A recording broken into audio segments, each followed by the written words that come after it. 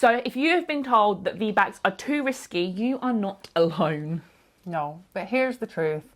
The actual risks are massively overhyped. Let's get into it. So we are Jade and Alex from the Birth Uprising, and we are here to tell you why this is all bullshit. Really not as risky as it's made out to be. So you might have heard that you'll definitely rupture if you try to have a VBAC, 100. and that the hospital doesn't support VBAC because it's just too risky. One of the things we hear all the time is that it is more dangerous than a repeat caesarean. This is something that is constantly peddled. So what is the reality? The actual statistics on uterine rupture tell us that it really is less than 1% of people experience a rupture during a planned VBAC. That is low.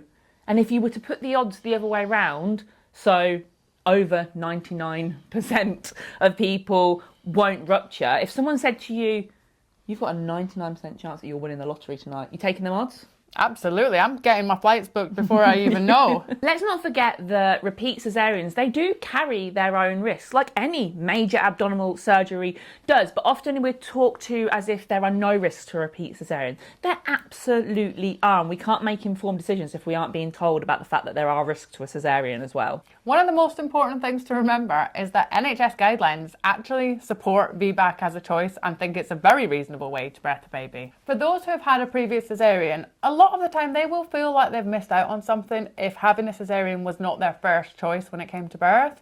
And so a lot of people will be really hoping that their VBAC will offer them some healing and kind of give them an insight into what a spontaneous vaginal birth feels like and what that is like for their recovery as well.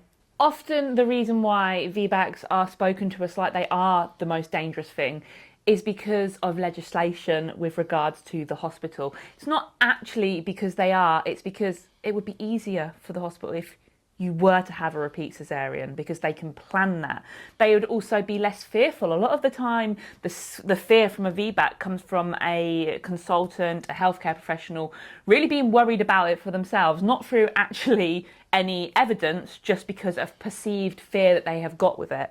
The stats do not back up the fear that healthcare providers have when it comes to VBAC. They just don't. Like we said, less than 1% of people will have a uterine rupture with a VBAC. That is a small percentage of people. And actually, when we look at VBAC stats as well, they are quite skewed in the sense of we can't break them down as much as we would like to, because some of those VBAC stats will also say in it about the fact that some of what they're looking at is potential ruptures that never actually happened, but they are put into the statistics as well. So we haven't got a clear view of what the actual rupture statistics are, but they are less than what we believe them to be, essentially. It's also important to note, although it's not something that should scare you, that uterine rupture can happen with repeat caesarean as well. And that is not discussed in our appointments. We are never told that a repeat caesarean would put us at risk of uterine rupture. The focus is put just on if you want to have a vaginal birth. And the thing is that for many, many years, it was very normal for people just to have a caesarean. There was a very common phrase bandied about that was once a caesarean, always a caesarean. And we now know that that is not the case. But because a lot of people who have been healthcare professionals for a long time will have only had people having a caesarean if they previously had one, then they don't feel that they have the skills and the confidence to support VBAC. And that just should not be the case. No, not at all. And there may be something to bear in mind as well when we talk obviously about the fact that you can have a rupture with a repeat caesarean. Something that also is never spoken to us about is that you can have never had a caesarean before and as a first-time parent potentially have a uterine rupture.